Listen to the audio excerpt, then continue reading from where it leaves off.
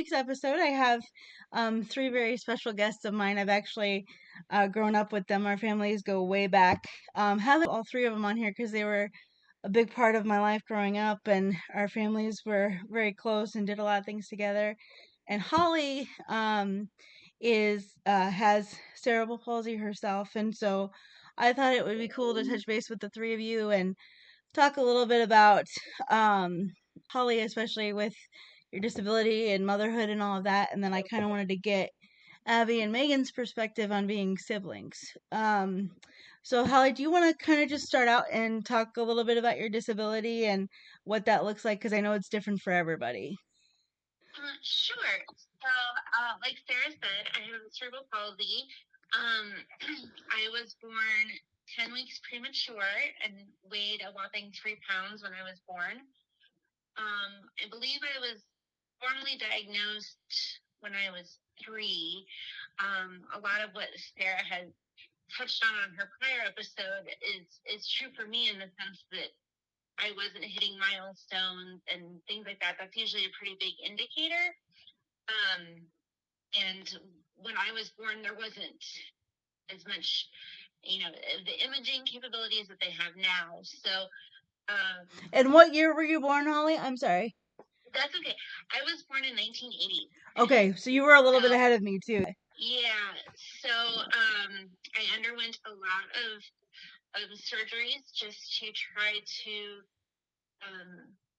and make it easier for me to get around. All my surgeries for my CP were done at Shriners. Yep. And mine affect, so like Sarah mentioned, CP is different for everybody, and mine primarily affects my legs. So I do walk with a limp. A lot of people have told me where they think it's like I sprained my ankle. That's probably the best way to Gotcha. Okay. Me. Okay, so that's what it looks like to other people. Probably is what you've heard. That's what they've told me. They'll be like, "Oh my gosh, what happened? Did you fall, or what happened to your ankle?" That kind of thing. Right. Like, no, this is just how I walk. Right. Exactly. Yeah. But I am, I may not get around the best, but I do get around. So I drive, work.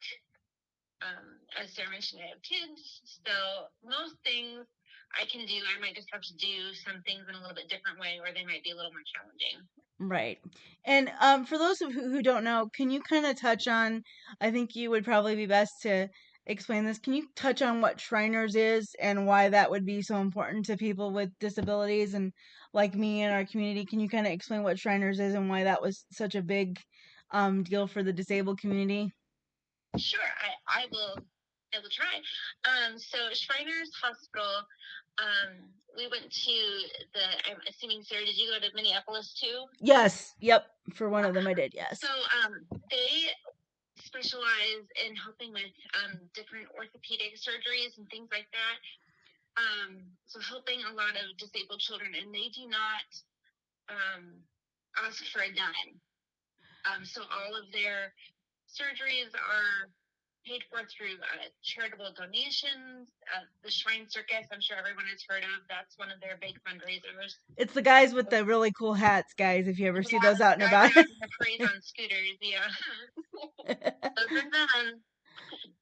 So yeah, very, very important. I would not, I can definitely say, I mean, they made a big impact. Unfortunately, a lot of the times that I saw them, it wasn't pleasant. Under the best circumstances, because I was having surgery or something, but everyone was always so kind and just really, seemed to care about what they were doing. And I'm grateful for the work that they do now. And they're, the medical community is learning so much all the time. I'm sure they've made advances since I was last there, for sure. Right.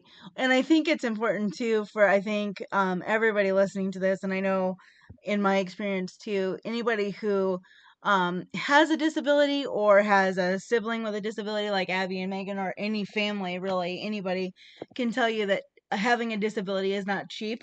Right. There's a lot of expenses that can come with that, with care. So the fact that Shriners doesn't charge anything is really helpful to a lot of families because they can get very expensive. Absolutely. It's one of the burdens I think that they take off a family.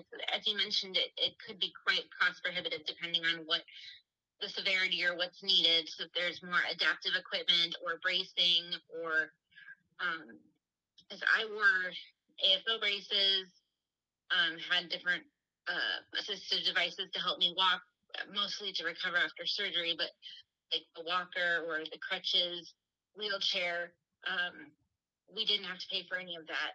So that was a huge help in, when you're undergoing a not so great situation. Right. It's definitely not fun being there all the time. You're going But for. they did really try. They did did. really try. Yep. I remember spending a lot of time on the Super Nintendo. Yep. And they had different activities, so like arts, crafts, bingo. I liked that one because I got prizes. They really tried to have fun things for you to do. Yeah. In between like your physical therapy and different things like that. Yeah. And just kind of switching gears a little bit to you, Megan and Abby. I know I was thinking about this, Zach, my brother, him being the older sibling and me being the younger sibling with a disability. I'm sure the dynamic was a little bit different for us.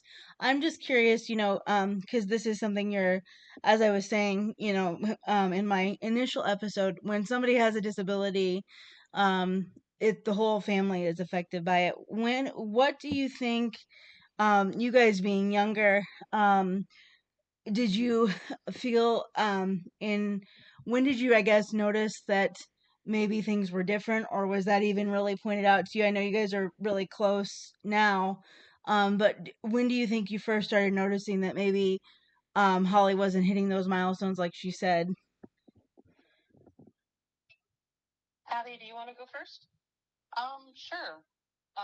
Honestly, I didn't really notice anything. She was always just my big sister. Right. So in regards to noticing things different or quote unquote normal, Right. didn't really occur to Right. me until older and was in school, and people were bringing more of those things to my attention that not everybody has a family with somebody with a disability, or has an understanding about what that looks like.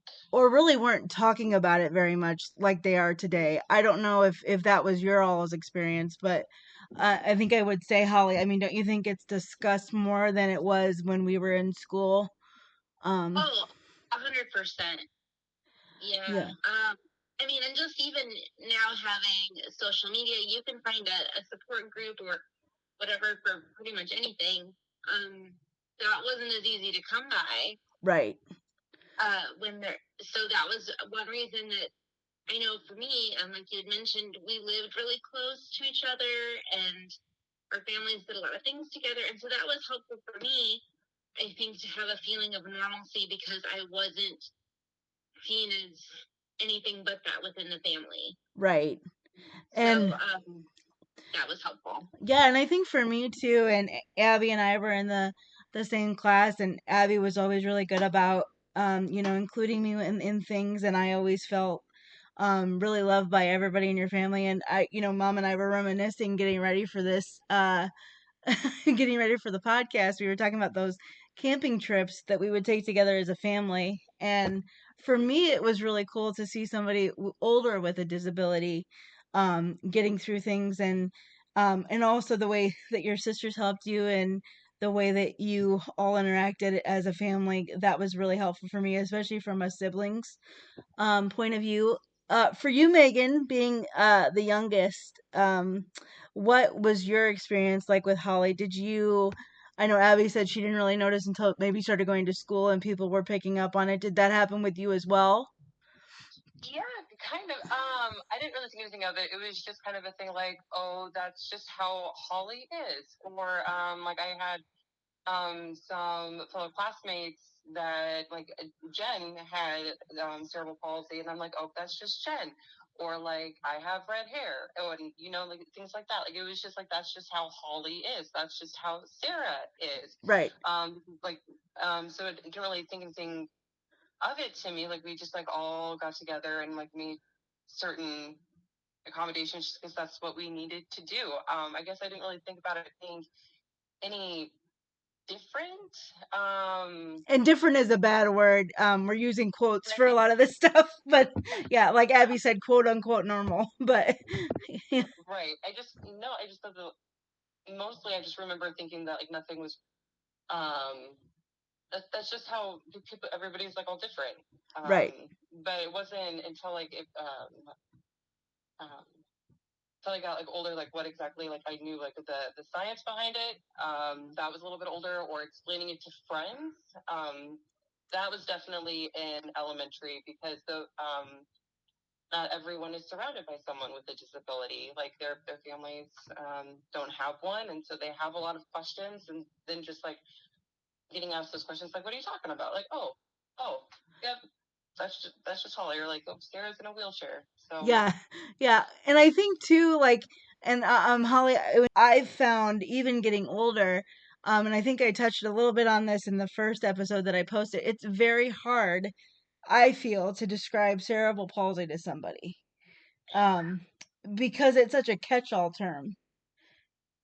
oh, it really is, and when it's portrayed in movies, if at all, which isn't a lot, it's usually portrayed by an actor who does not have cerebral palsy. Right. So I mean, people think of things like Daniel Day-Lewis in My Left Foot, which was an amazing performance, but I mean that's a very severe Case.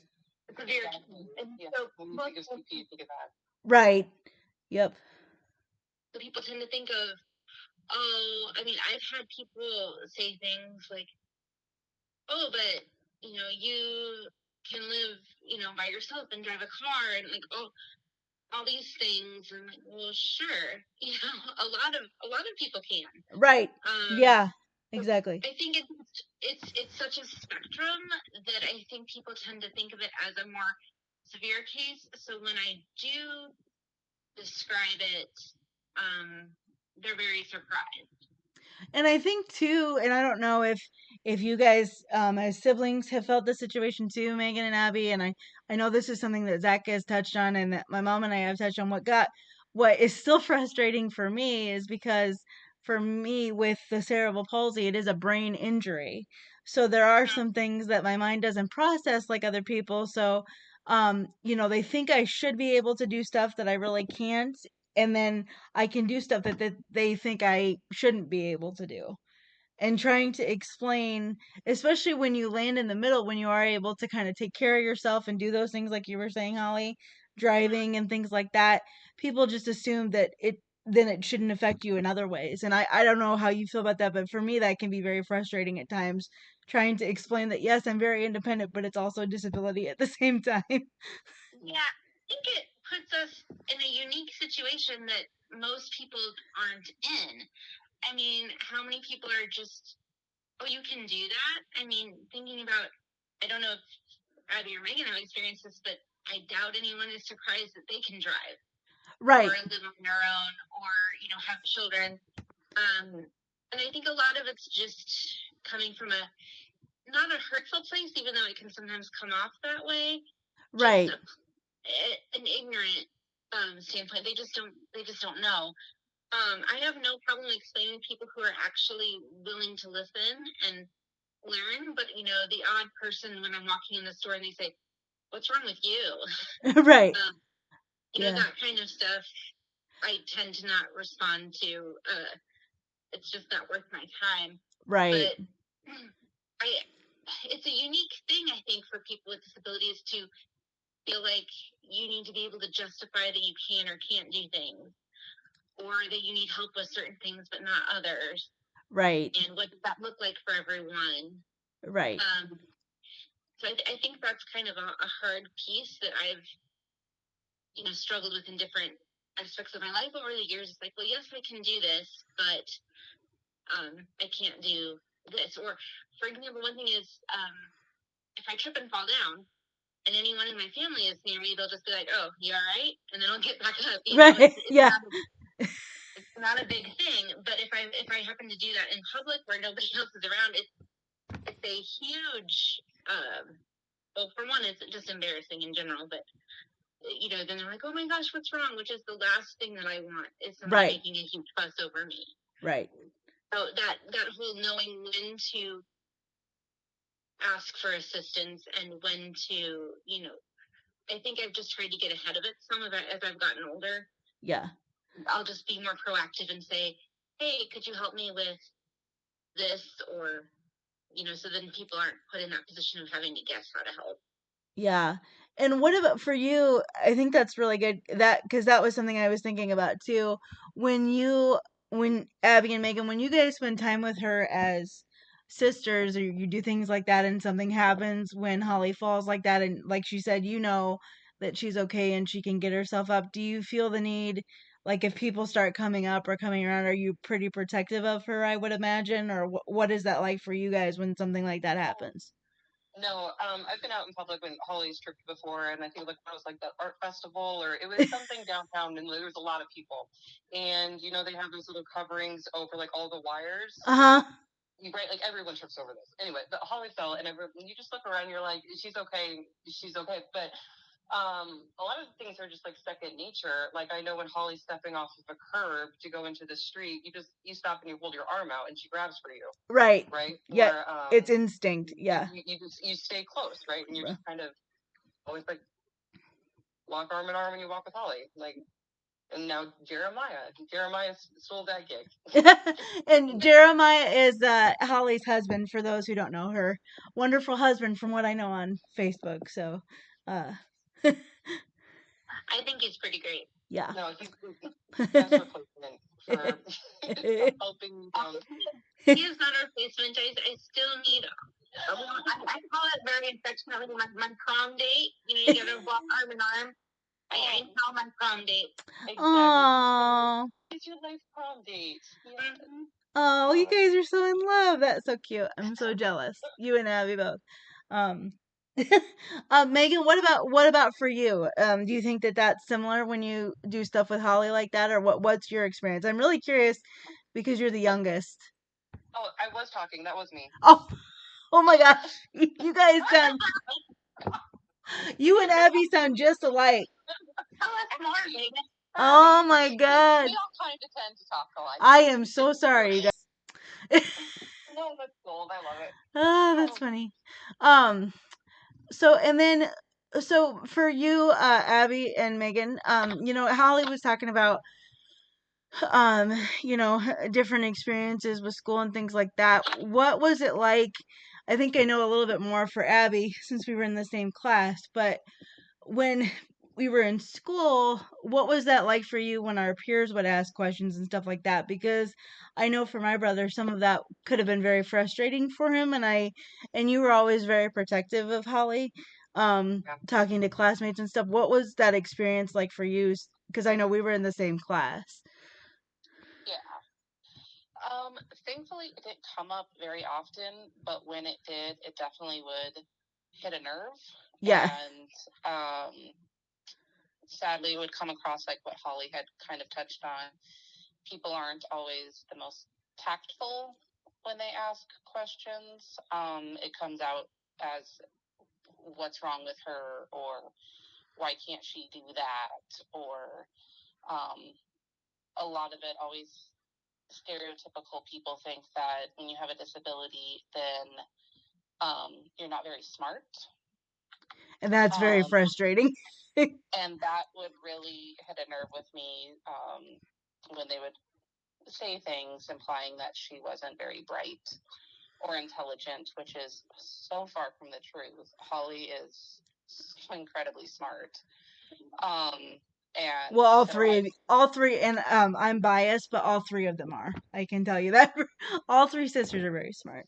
We are, but she's just so book smart. Like school just came so much more natural to her. Yeah. For her, and so I would usually kind of speak up and kind of call them out on that. And I probably wasn't very tactful in my defensive moments. But I would pretty much shut those down pretty quick. Yeah. And let them know what the true facts are, and they have things wrong, and they need to have a better understanding, like be more open-minded and not so close-minded. Right. What about for you, Megan? Because you were the youngest. What was that experience like for you? Um, of course, we naturally like remember the bad, and there are a few instances that like do stick out. As far as me being defensive towards Holly. Once I remember, Holly, you just had surgery on both of your legs, and you were in a wheelchair. We were walking through Southridge Mall, and everyone was just staring. Oh my gosh. Oh, go ahead. And I was so bothered that everyone was staring, and I'm just like, mind your own business. And I just remember glaring at everybody, like just being so mad at them for being so rude. Like staring's rude. I remember that. And then another one when childhood friend was spending the night, and she was convinced that Holly, quote unquote, like walked normal for a second. And when she accused Holly of faking her disability to get attention, I lost it. Like I went off on her, and I'm like, I just didn't understand. Oh, that's terrible. Like, yeah, Holly, you're super committed, because at that point you would have been like, what, 15 years old? I've been winning Oscars all over the place. It blew my mind. I was maybe like 10, 11, like fifth, sixth grade, and they're asking me this. And then there are kids that are like Abby was saying, they would like ask like what's wrong with her? Like I'm super defensive back, like what's wrong with you? Nothing. Like she's fine. But and then just like try to explain it, like always just super defensive and so protective, because we know Holly, and we know that she's great, and like all the things that she can do. And just to hear that anybody asking what's wrong with anyone that you love and care for, like anyone's natural response is going to be like, well, don't then you must not know her then, or you, right? So, Yeah. super protective, just because we loved her so much. Right. Yeah. I love you guys too. I will say that was one thing that always, I mean, I don't remember all those instances that you mentioned, but I mean, I might not have been present for all of them either. But I do remember for me, it was hard to reconcile, because I felt like as the big sister, my job was to protect you or stand up for you. But that was always something they were both very, very good at. And I love them for a million reasons, but that's definitely another one. Oh, yeah, and I have to say, having Abby in my class, and I have to say, Abby, I don't even know if you remember this, but one of the things that really sticks out for me about you is not only were you protective of Holly, all three of you in turn were very protective of me at different times. Um, and I've always really appreciated that. I don't even know if Abby remembers, but we had a history class um together, and I had gone to use the restroom or something, and it took me a little bit longer, and and when I came back, one of the boys in our class was giving me a really hard time that day for taking so long, and I was about ready to come up with a response, and Megan and Abby just jumped right in before I could even get a word out, and she's like, "You do not need to explain to him why it takes you so long in the restroom." No, you do not. You never do. Really, that should be universal for everyone, to be fair. Oh my goodness. Like, come on. It was just so funny because I didn't even have a chance to answer. And then as soon as Abby turned around, she's like, "I'm sorry, I just couldn't resist." Oh, I can hear that completely. That's yeah. We got your back. I do enjoy shutting people down when Yeah. it's very much called for. It was very necessary. I can't even remember the name of the boy, but we had a couple of those in our class. That I don't know, but I do remember history class together. I loved our class together. Yeah, it was fun. What Holly, what would you say? Because I know you just mentioned, being the big sister. And I know I have a tendency because Zach being older, and I'm sure as you guys remember, he was always fiercely protective. And I remember him saying one time to mom, it can feel like a lot of pressure to have to defend me all the time, even though I wasn't asking for that or my parents weren't asking for that. But as older sibling, he wanted to protect me so much being older. Was that difficult for you, not being able to, I mean, and you were very protective of them as the big sister, but what was that for them to stand up for you? You said that was very important, right? Well, I think everyone likes knowing they have people in their corner, right? Like everyone likes knowing that people have your back and family should have your back. Right. Yep.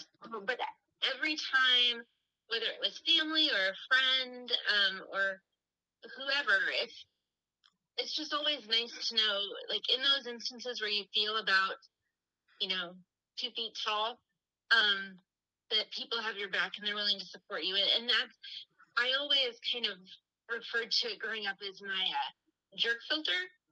And it Yeah. absolutely works. Yeah. Every time. Yeah.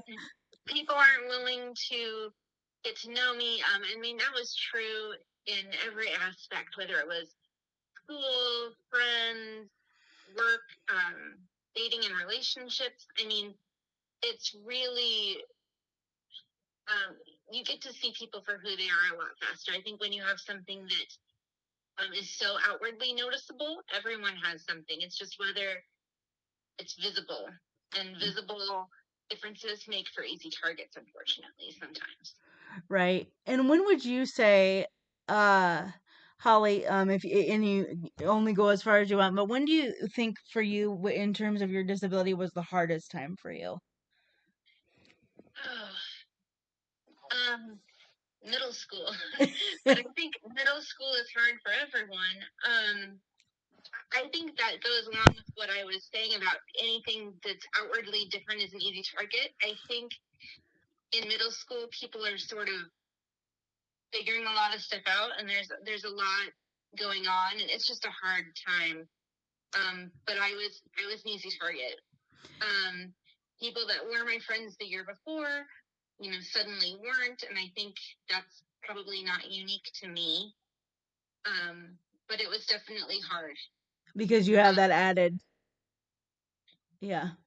Yeah, it was just,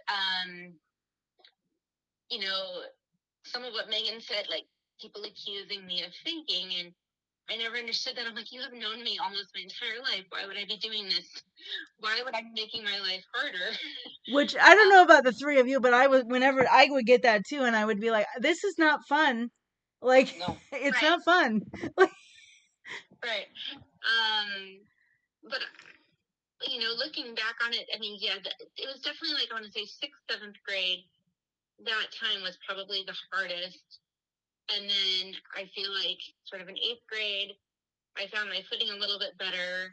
And then in high school, I was friends very quickly with some upperclassmen, and I think that just tended to help, whether it should have or not. That just tended to help. Again, knowing that you have a community that has your back. Right. So I can think of things where we were at a marching band competition in Valley Fest, and somebody had made some comment from one of the other, I don't remember which district, but a different school district. Somebody had made a comment, and I just felt really supported. So I mean, as for everything that there was that was negative or I felt bad, I mean, looking back, there was just as many, maybe not in the moment, but you can see there's people who definitely are in your corner and you have that support. And I think that's important for everyone, but especially when you have something where it's maybe a more visible difference or something that you may require some help in some way. It's good to have a strong sense of community. That's really helpful for me. Yeah. And I think, I was really blessed with that community too, with my friends and my mom and my brother and siblings. They were always really good about that. And I do want to take a moment um to just thank all three of you for the times with our families. I know, Abby, you were always, like I said, you always were very protective of me in school, and I just want you to know that I've never forgotten that. And Megan, you were the little one at the time, but you always played with me. I never felt left out or anything like that. So really, to the three of you, thank you. You played a big part in all of that. Well, we love hanging out with you guys. Like, I had such a crush on Zach. Oh, I forgot about that. Oh, I didn't. He was like one of my first crushes ever.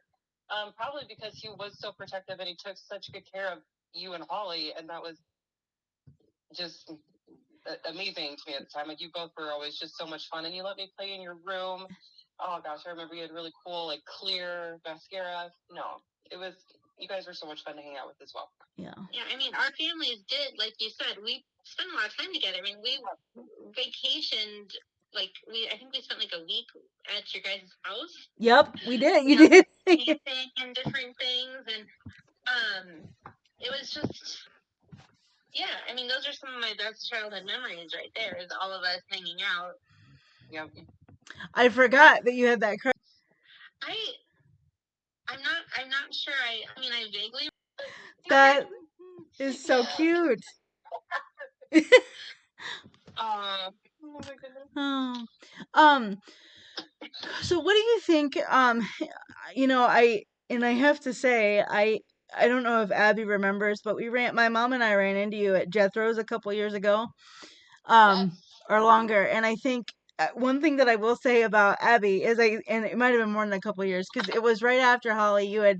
Maybe you had been married for a year or two, and I was telling Abby when we were standing there on the sidewalk, how happy I was for you, and that you had found somebody, and how I really wanted that. And Abby, I have to say, I'll never forget you. You said, "I'm going to say the same thing that I said to Holly. You just have to be patient. You can't give up. They're out there." So I haven't given up. So the person who met her person in high school. What's that? Says the person who met, but your advice was still valid. I just remember thinking at the time, I was like, well, we don't all meet our person in high school, Abby. I know, and I know it's really silly coming from somebody who. No, yeah, I'm have to be patient. You have to wait, but just, I don't know, especially after just seeing Holly with Jeremiah and just how their life has come together. It just truly shows that, it's worth waiting for. Like, good things come to those who wait. Yeah. Absolutely. Yeah. But thank you for that, because whenever I want to give up, I always think of Holly and what you said. So that, Abby, that was huge. um Oh.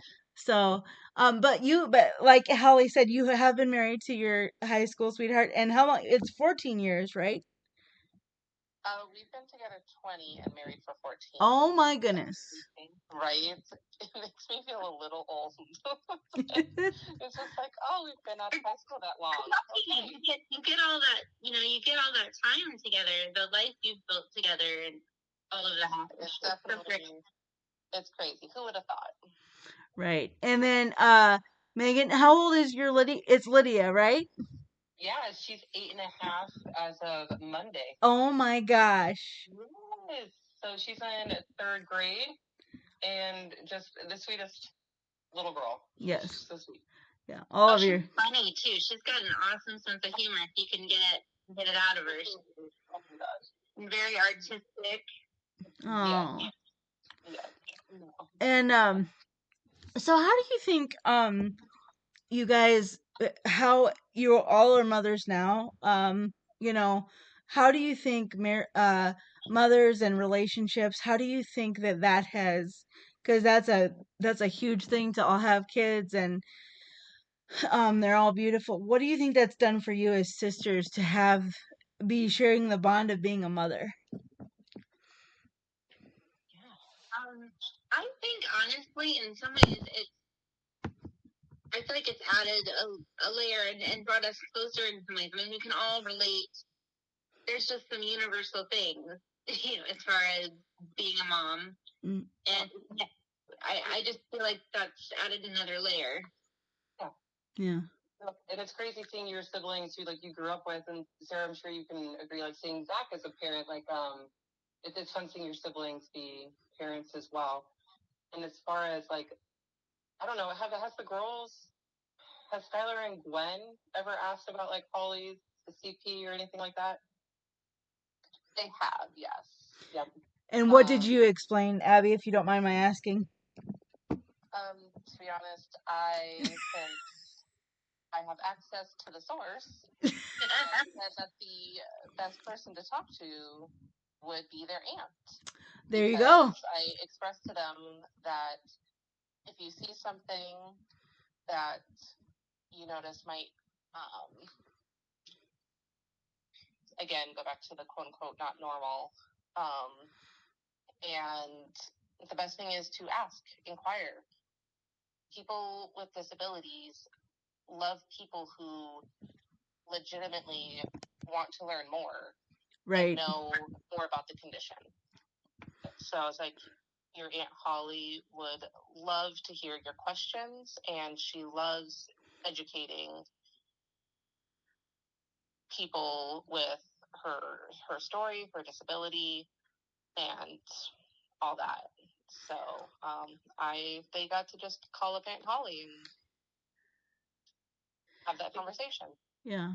I remember like subliminally like picking out children's books about like just people that are different from us, not only like people with like disabilities, but like people of color and things like that, just having that open conversation about it. And so like I guess maybe I never thought about calling up Holly. I'm sorry about that, to explain to Liz, but just realizing that everybody's different and difference not bad. Difference just different. Well, everybody's different than each other. Yeah, and I think too, and you touched on Zach being a father, and he's a great one at that, and Aiden is, just so wonderful as a nephew. But I think too, I noticed when Aiden started getting older, because he didn't know any different, and he had been around me so much. When people started, and friends, his little friends, especially when he was younger, not so much now, but they would do that thing like you said, Abby, of saying, "What's wrong with your aunt?" And I can remember kind of overhearing Aiden go, "There's nothing wrong with her. She's just in a wheelchair." Like, Zach was very good about, this is how people are going to ask it, and this is how you need to respond. Yep. Okay. So yeah, it definitely creates a different different dynamic there. Holly, for you, I would imagine, if you're comfortable talking about it, for people with disabilities having kids, do you feel like your disability has made some things you do with motherhood harder, or what was your experience like going through all that? Because I know I've run into, when I say I want kids, and people are like, "Oh, I didn't know people with cerebral palsy could have kids." And it definitely presents a unique set of challenges. What has your experience been like with that? Well, I just think it's amazing, just in general, that with motherhood, people think that leaves you open to commentary that you didn't ask for. And that's everyone. But Right. I have been told, like, well, should you even have, things people, and these are people who don't know me. Right. Oh, is that a good idea? Is that fair to the kids? I didn't know you could. Yeah, that's another. This type of thing, again, comes from a place of ignorance. I think with knowledge comes acceptance, and with acceptance, comes advocacy. And I don't know what it is about, having a baby that makes people think they can ask you things that, in my mind, it's just not their business. That, CP has nothing to do with your reproductive system. Right. And I don't know about any of you, but the fact that I even had to explain that was like just the craziest thing to me ever. Yeah. Or like, I didn't even know you could have kids. I'm like, and I remember somebody said that to me. I said, well, nobody really knows until they try. Right. Yeah. There's plenty of people that can't have kids for other reasons too. So right. Yeah. Again, shouldn't have to justify that. And I think, Abby, haven't you had people even comment on my whether or not I could have a child, and they were surprised. Yes, they have, and I. Woo, tell me about that, Abby. I bet that didn't go over well. I just shook my head, and I believe my reply was, "What a question to ask." Like, I didn't really even know how to respond to that. I could not wrap my head around how that type of a question or thought would pop into somebody's head. Well, and how insensitive. Right? So I'm just like, I don't even know how to answer that. Like, yeah. I have. You can have children. Yeah. Well, I remember one time, I can't even and you guys will think this is funny because we have the same sense of humor. I remember one time in college, I was out with a friend. I haven't had the pregnancy thing come up because I don't have children yet, but I'm sure, someday if I do, that will come up inevitably. But but I remember one time in college being at a bar with some friends, and this guy sat down and we started talking, and he was like, "So what do you have?" And I was like, "What?" And he's like, "Yeah, what?" He's like, "Why are you in your wheelchair?" And I said, "Oh, I have cerebral palsy." So he just goes back to whatever he's doing, and then 5 minutes later, he's like, "Oh my god, I totally," because he asked me my name first, and so I said my name is Sarah, and he was like, and so then when I said I had cerebral palsy, he like 5 minutes passes, and all of a sudden he's like, "Oh my god, I just got the joke," and I said, "What are you talking about?" And he said, "Sarah, as in cerebral palsy." Oh my gosh. And I was like, "And I'm done." Wow. That's Yeah. a new one. Yep. That is. Yep. Oh my gosh. Oh, wow. Yeah. So People. yeah. So stuff like that, people, is not necessary. If you have a question, just ask. Yeah. Yeah. Yeah. Um. Oh, go ahead. Nope, you go. Well, I was just gonna say, as far as challenges, I mean, I think most of my challenges as a parent have been the same as I would say just about anyone's.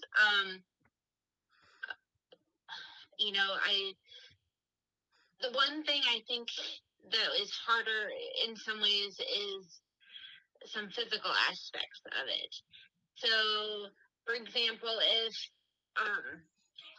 carrying the child like after they're born and walking around and stuff, it can throw off my balance. So depending on if I'm somewhere that maybe is a little uneven or I'm just unsure, it just comes down to like having somebody else carry the baby, so that if I fall, I don't risk hurting them at all. I think becoming a parent has just really reinforced the idea of it does take a village, and I have a pretty great one, and it just means I need to ask for help sometimes and be a little more open to that, and that's never been particularly easy for me.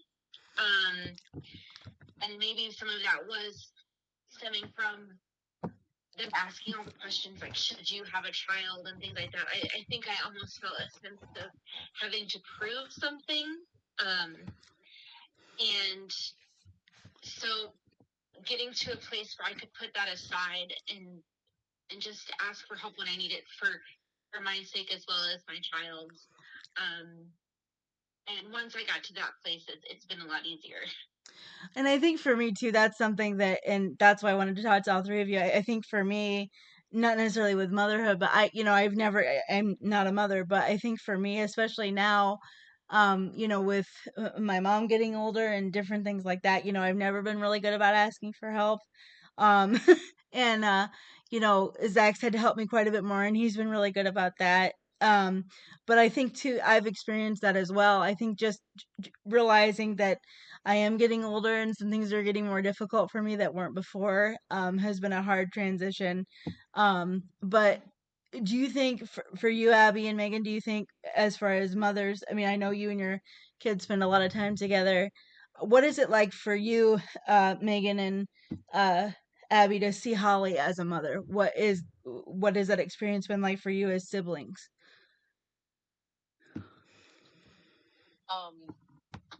Like Megan kind of touched on, it's kind of crazy, like seeing your siblings who you've grown up with, like in that parenting role.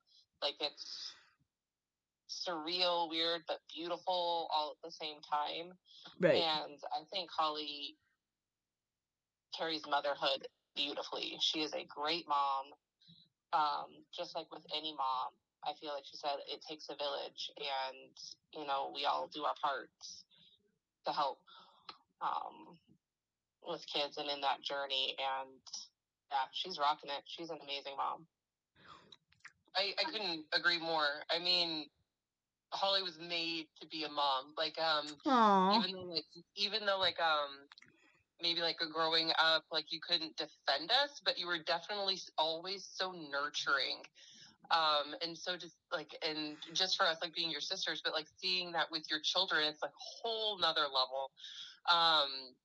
Abby said you carry it beautifully. You do. Like, you were meant to be a mom to those two girls and to Michael. And no, it's amazing seeing Holly with family. Thank you, guys. And I have to say, I think I told you all, my mom and I so enjoy seeing all of your pictures of all of your kids, Holly's, Abby's, and Megan's. That is one of our favorite things to do.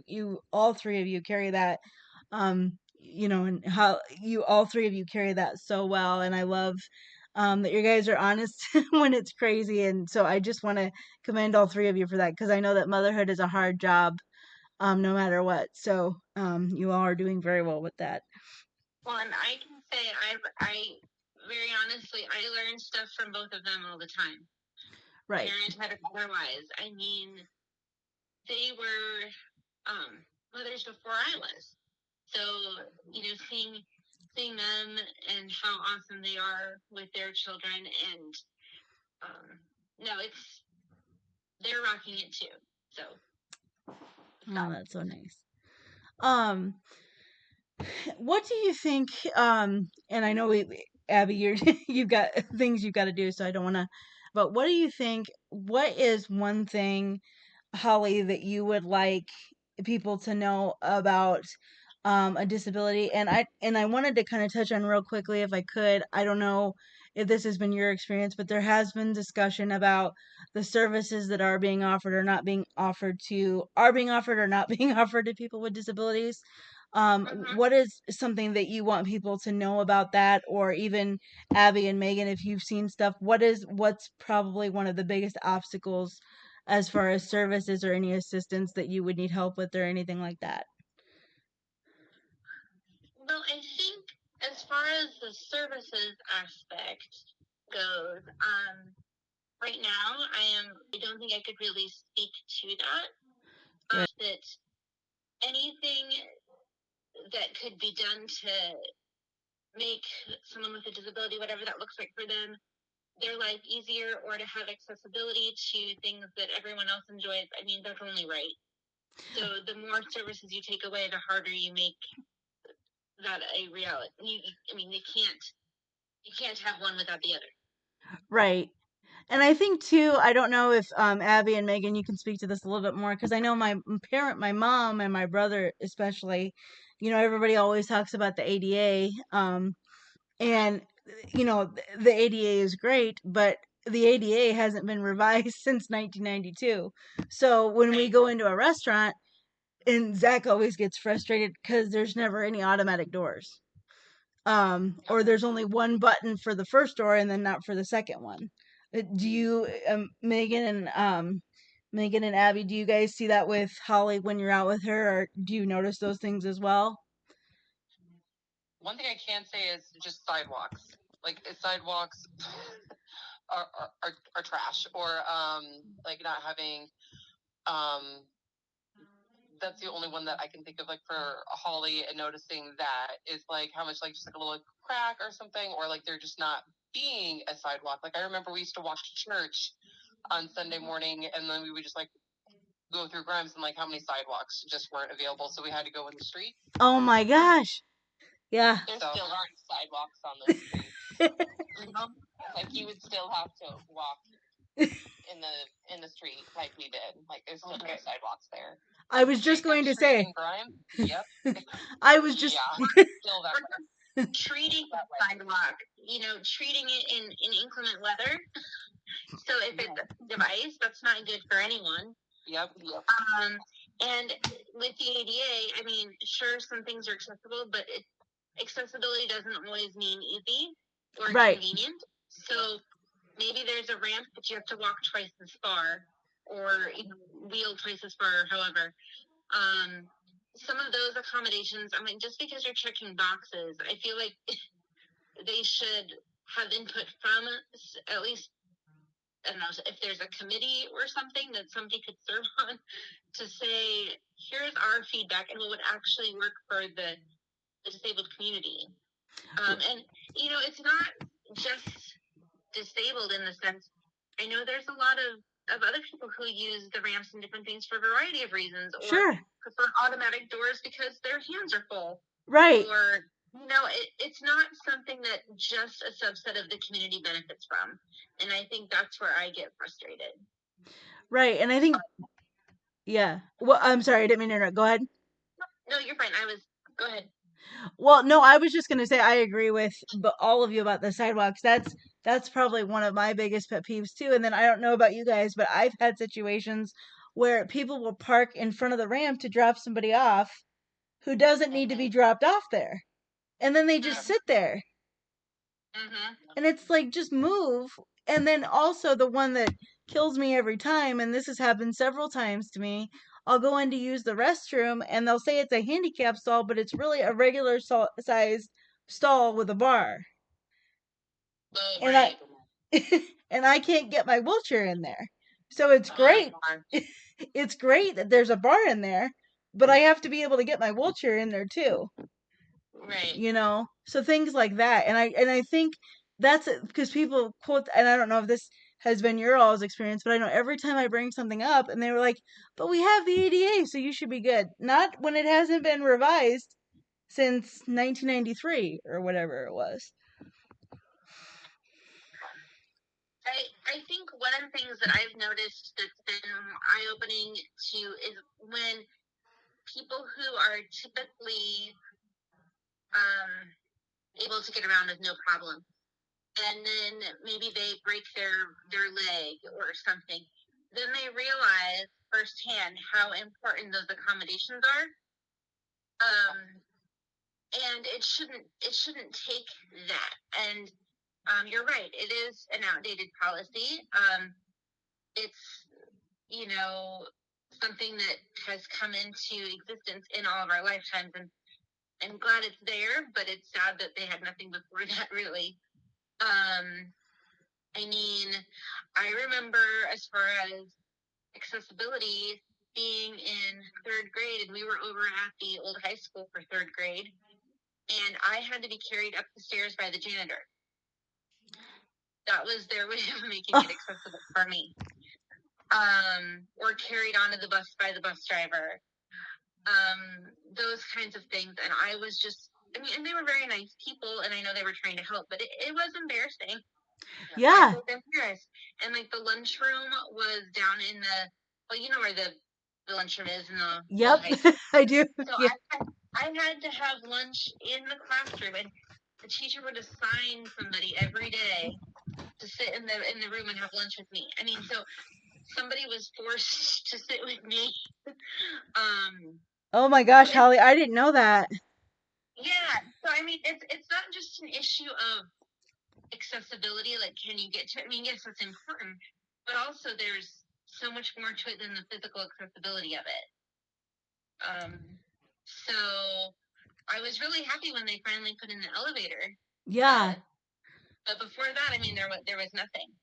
And I think, knowing that you experienced that, Holly, I mean, you were really, and thank you for being the one that went ahead and kind of trailblazed all of that for the rest of us. You had to go through a lot of growing pains for that. And I really appreciate it. And I think also, and I don't know if Abby remembers this, but there was I'm not going to say any names, but there was a gym teacher, and I don't know if Abby remembers this, but when we were in school, we had to go up and lift weights as part of PE.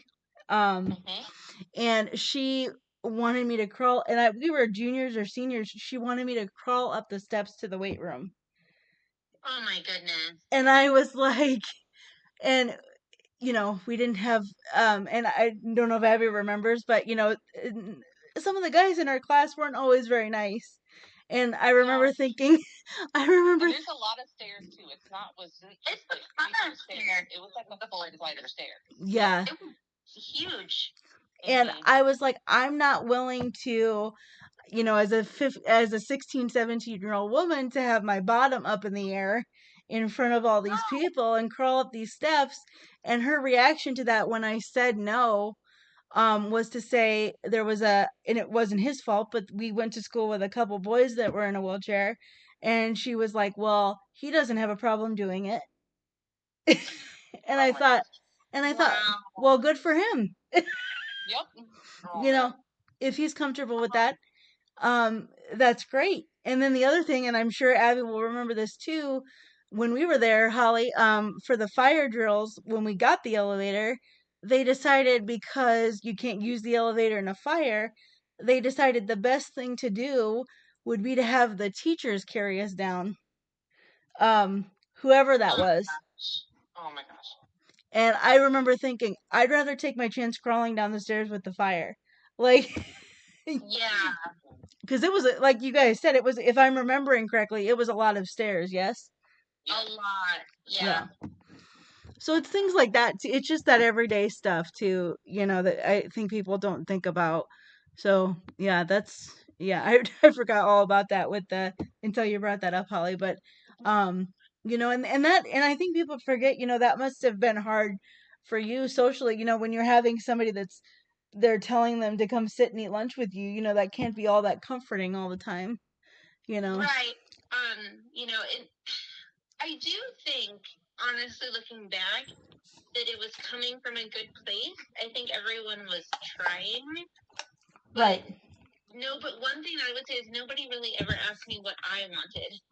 Or, it was just, this is the workaround we've come to.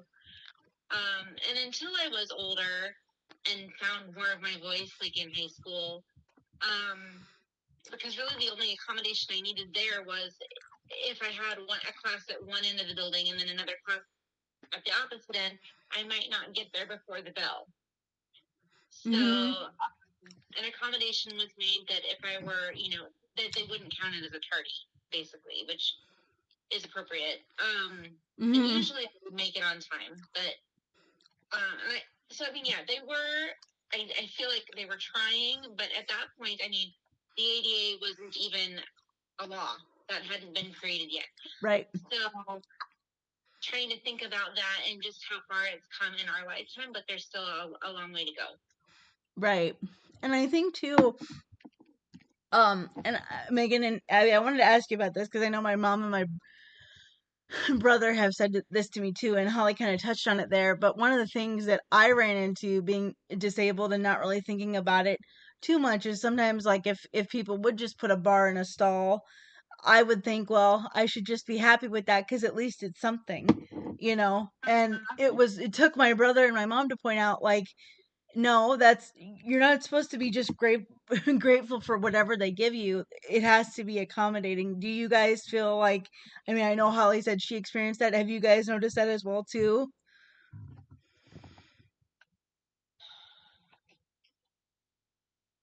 Trying to think. I know I can't feel bad, but I can't say that I've noticed, and that's I'm probably speaking for like a good majority of people that, like, since I'm not personally affected by it, like, I just don't notice it. But you better believe, like, as soon as like I have to have like knee surgery or something like that, then all those things like pop up and you notice. And I feel like if more people just knew how hard it would be, like how quick of a fix it would have been. Like, right. If more people knew how hard it was, like those accommodations would be made in a realistic way, and everyone would have to follow those rules. Right. Absolutely. Yeah, I completely agree. So what do you want? I know we have to kind of keep Holly, what is probably the one thing as we kind of come to a close here? But what is one thing that first of all, thank you all three of you for doing this. Like, I can't even tell you, I'm so excited. But Holly, what's the one thing that you want to leave people with? Or, because I said when the idea of the 50-50 project is when I was born, my parents were given a 50-50 chance that I was going to make it or not. And I've tried to make the most of that 50 that I was thankfully given. And you're a mother, you work, you're a you're a spouse, you're all those things, you're a sister, a daughter. What is something that you really want to leave people with when it comes to knowing about a disability, or even about you and your story, your 50? What do you want people to know? Oh, wow. Well, I think a lot of it, a lot can be taken from just listening. Uh-huh. Actually, to, and compassion goes a long way. And that's universal, right? But just trying to see how things might be for someone else, and rather than judging or staring or something negative, just one thing that my family, and my husband's family now, and even my close friends, it's a lot of how can I help? And that's a huge question, right? Right. How can I help? And that means you tell me how I can help you, not them assuming, oh, I know what, how to help you, or I know what would be best or easiest for you. So just to, I guess, give everybody some grace, just we're Right. all trying to do the best we can, and some of us have a harder time getting from A to B than others. And Right. just, I don't know. And I think too, like, and that's part of the reason I wanted to do this podcast and have you on and your sisters on too. I don't feel like when we were growing up, you know, um, we had the opportunity to get representation. And so I think having more representation, and hopefully this is my tiny part. And honestly, when I started to do it, you and your sisters popped into my head because you've been, such a role model for me in terms of living with a disability, and your sisters were always just such a big part of that and so protective. And so, thank you for being part of that representation and that platform.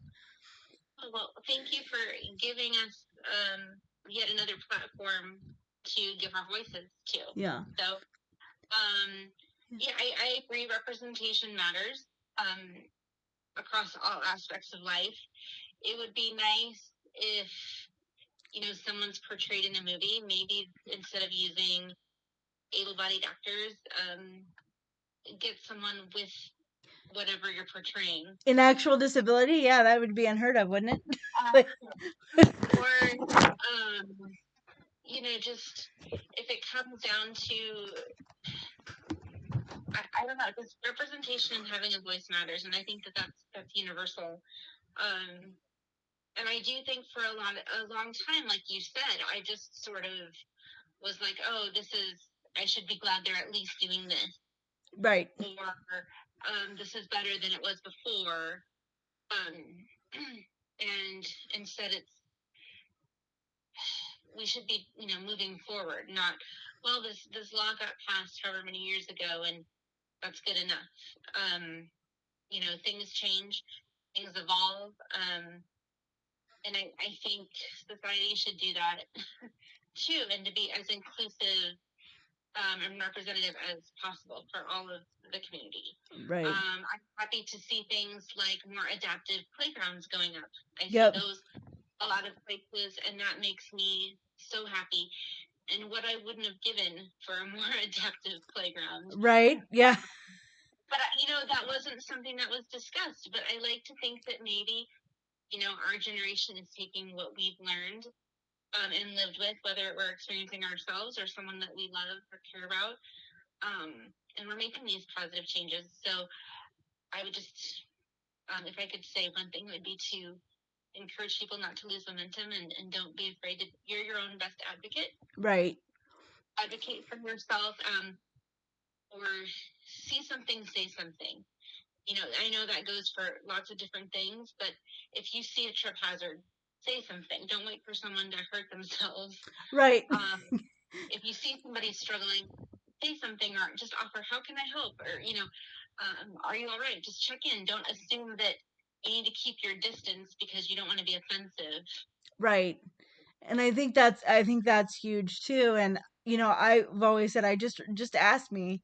Like if you say, and if you do say something offensive, like like I said, Abby was always really good about, like, that's really offensive. Here's the way you could approach this. Like, and Megan too, I remember a couple instances, and for you guys, Megan, and Abby, what is something as siblings that you want people to know about having a sibling with a disability, or about your sister in general? What is something you'd like to say on that front? Megan, you want to go first on this one? Sure. One, I feel like both Sarah and Holly are your amazing representation of someone with a disability yourselves. Holly did very well at school. Were you valedictorian, valedictorian? Oh, no. No, I graduated with honors, but I was not valedictorian or salutatorian. But thank you for elevating my GPA in your mind. Oh my gosh. Anyway, Holly, you're brilliant. And with your professional career and like going above and beyond, I just think of like all those people who along the way must have told you, you can't, and how you just proved them wrong over and over and over again. And that's just the biggest role model of like just like being like a boss babe. And then on top of which, like for all these kids, like or all these people like listening, thinking like, oh, I can't do that because of this, or it might be a little bit harder. Like you and Sarah both doing well in your careers. I just feel like you guys are awesome representations of the community, just yourselves. Well, thank you. Thank you. Yep. And I'll kind of add on to, I would definitely say and agree with a lot of what Megan just said. But in preparation for doing this episode, I was actually talking to one of my coworkers, and she is also a sibling of someone with a disability. And so one thing we both kind of touched on, that as much as we're 100% supportive of our siblings and have their backs, one thing that's kind of, we felt was kind of unspoken is there is a lot of mixed feelings growing up with a sibling with a disability. For sure. There were times where it felt like Holly was always getting the spotlight. It was all about Holly, and as a kid, we tend to think more selfishly majority of our times, and not fully put others' needs first. So just letting other siblings know that that is completely normal to have those feelings about a sibling with a disability. Doesn't mean that you don't love them, but there is some of those mixed emotions where, how come they get all the attention, or, the focal point, things like that, and misunderstanding as well of, what all does entail in the surgeries and things like that. But a little kid's mind just can't fully always wrap around how big those surgeries really are and the toll it takes on your sibling's body and mind and all those things. So just kind of touching on that, just knowing that. Yeah. And I think it's okay to have those feelings. Yes, absolutely. And there's been times, and I think that's really awesome that you said that, Abby. And I think it's important for people to hear that. And I think it's important, as the person with a disability, to recognize that your siblings are going to have those feelings. I know for Zach, he felt, and probably still feels, a lot of pressure to be the one to take care of me. And I don't want him to feel that way. Um, at all. And I know there's been a couple times, even now, at 38, he still thinks he needs to take care of me. Or it's taking a lot of his time, but I have to be the one to say, I don't need you to take care of me. I just need you to be my sibling. You know. Um I appreciate it, but and knowing that he doesn't always have to, but and I think you're right, Abby. I think it does. It's totally understandable why Zach would feel that way at times. That we're always focused on me because, like you said, when I was having surgeries and doing all those things, that's what was happening. And I think people forget it involves the whole family when somebody has a disability. It's not just me. You know. Absolutely. And I think that that's where communication can be so helpful. I know a lot of our stuff, happened when we were both younger. So communication at an age appropriate level, not only for the person going through the procedure, but for the sibling or for whoever else may be concerned. Communication can be so helpful, and I think that that's true even as we grow, as we are older. Just communicate what our needs and difficulties are. I mean, like you touched on, Sarah, getting older isn't really easy for anyone. But then if you've got joints and things that have been operated on several times, I mean, that definitely affects things. So, but it is something that's to be mindful of. And thank you, Abby, for saying that too, because when I was going through surgery and stuff, I wasn't necessarily, I'll admit, I wasn't thinking, how is this affecting my sisters? Right. And I probably should have been. I was more caught up in how this is affecting me. But I mean, they were going through it too in a different way. Yeah. That's a very important piece. Yeah, and I think I'm so happy that Abby brought that up too, because I know my brother and I have had discussions like that too, and I think it's really important, Abby, for people to feel if you're having those feelings isn't wrong. Absolutely. And I think a lot of times people on the outside will make you feel that way, and then as a sibling, I'm sure you're just like, well, I'm caught between because I feel this way, but I also love my sibling. But Yep. it's okay to have all of those feelings. Zach and I mean, Zach always says too, one of his things is, and this one surprises the three of you, but Zach's very sarcastic, and he his thing, he always gets more upset than I do about certain things, and he's like, why aren't you reacting to it this, especially with my disability, like, why aren't you reacting to it this way? Because he would react to it very differently. So I think just having, like Holly, like you said, and Abby too, Megan, having grace for how each other feels and just letting that be what it is and not try to make it something it isn't is really important. I agree. Well, And, oh, I'm sorry, go ahead. oh no, I was just gonna say, I wanted to just say thank you too to Abby and Megan for being part of this discussion too, and for being and they were and continue to be my biggest advocates and cheerleaders. So I appreciate you both very much and love you too. Of course. Anytime.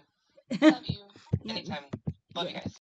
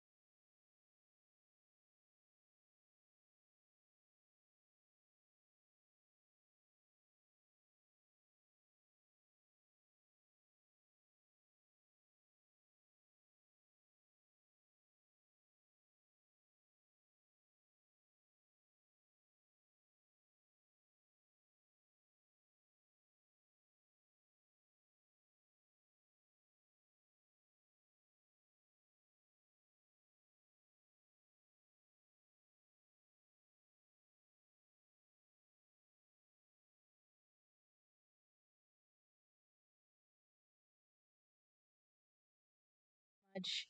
I will. I know Abby, you've got to get get going for your kids, but Actually, I'll let you know real quick. I found somebody to take my kid back home from the party, so I am much more flexible now. Okay. Is So there don't feel rushed. okay? Is there anything? I think it's only fair. I've asked you guys a ton of questions. You guys have done great. Is there anything you guys want to ask me? I think it's only fair that. Well, I mean, I listened to your previous episode, and I will admit, a lot of it I knew, but some things I didn't.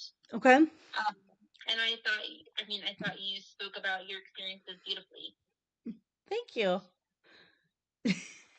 Thank you very much. I'm glad you guys are enjoying it. No. When I found out that you were doing the Sarah, I think it's amazing. Amazing. For you to talk about it, because that's the first step, and like how much like you want to like people talk about doing all these things all the time, but like you're actually doing it, and that's good for you. Thank you so much. I would agree. I think it's nice. It's kind of one of those things that's like wish there was things like this when we were younger, because I think it is going to be such a nice addition, an outlet resource for others to listen to and have feelings validated, be educated in different disabilities, and it's just nice having like, yeah, you're having good open conversations, like, yeah. Well, and I think too, like, and that's why, and I knew you guys would be willing to. I think, especially for a sibling, I really wanted something for my brother. You know, because I know it's a hard experience as a sibling. It's a hard experience, you know, as parents. But I think especially for a sibling, and Abby, I think you know, being around, you know, the three of you growing up, it was really, like I said, it was so touching to see you around Holly and all of that. But I know, you know, that those things aren't easy. And Zach didn't have an easy time with me either. And so, and I think a lot of times people will um shy away from that because they don't want, you know, they don't want to feel bad, or they don't want other people to, the person with the disability to feel bad. But I'm really happy that you've, you know, brought that up, and I'm glad that you got a chance to express that, because I think that's really important for siblings to have a place too. So No, because like when you first, when Holly sent me the message, Sarah, that you wanted siblings to be a part of it, like I had to sit back and think for a moment, like, do I have a say, right?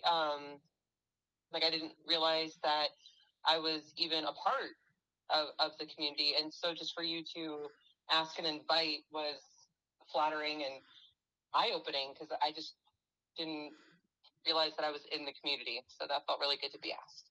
well, good. I'm glad. Same. I had like almost the exact same thought process, Megan. Yep. Like I just never Really? it was kind of a light bulb moment.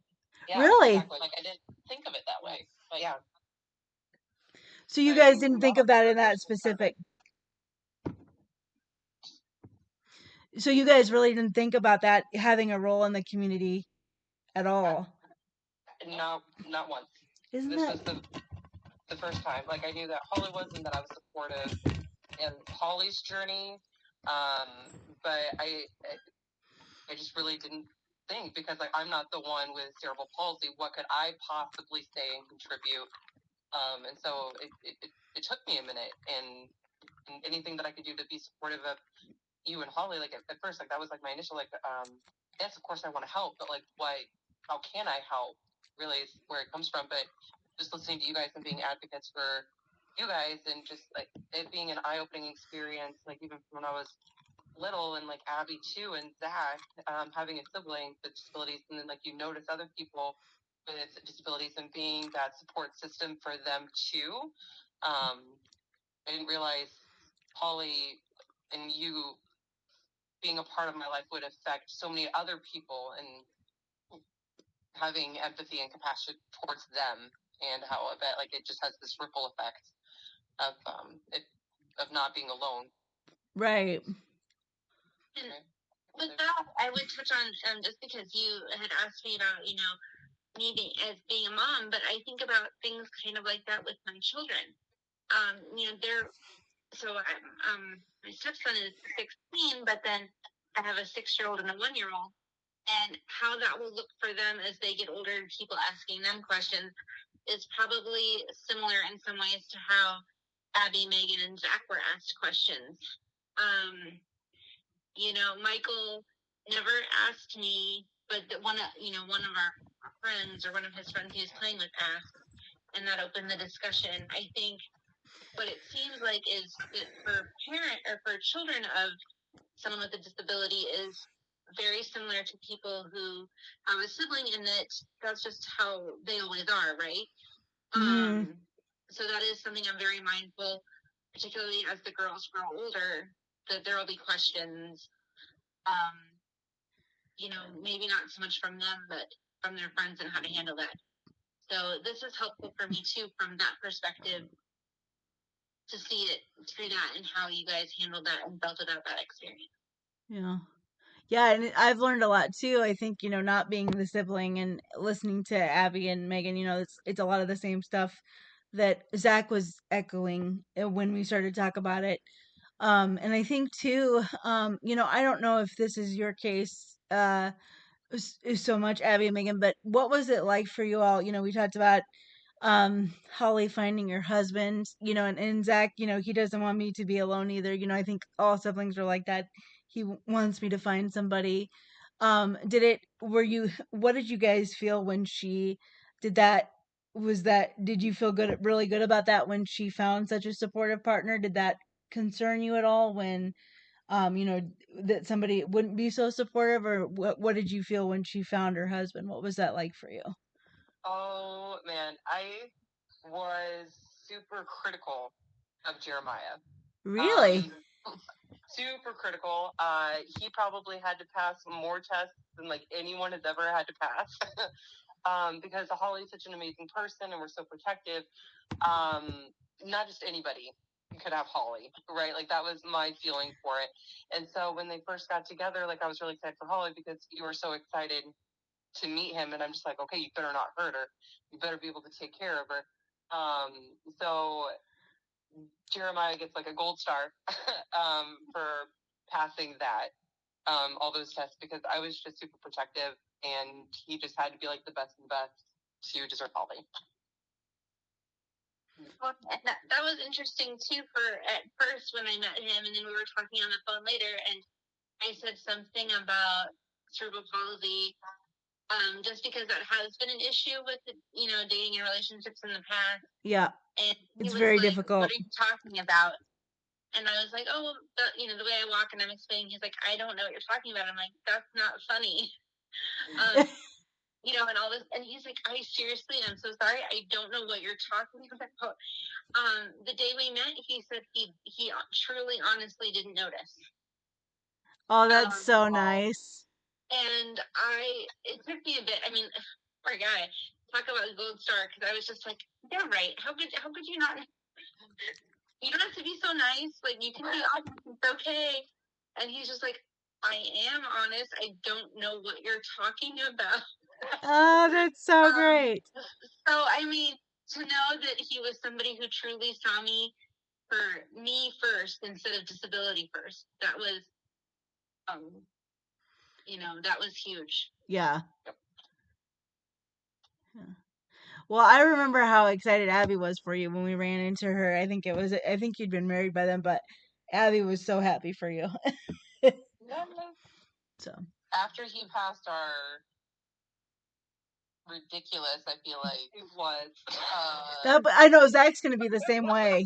He was put under a pretty fine microscope. Yeah, Zach's gonna be awful. Cass was flying colors. He true. Oh. I'm just so happy that you found her person. Yeah. And yes, good people.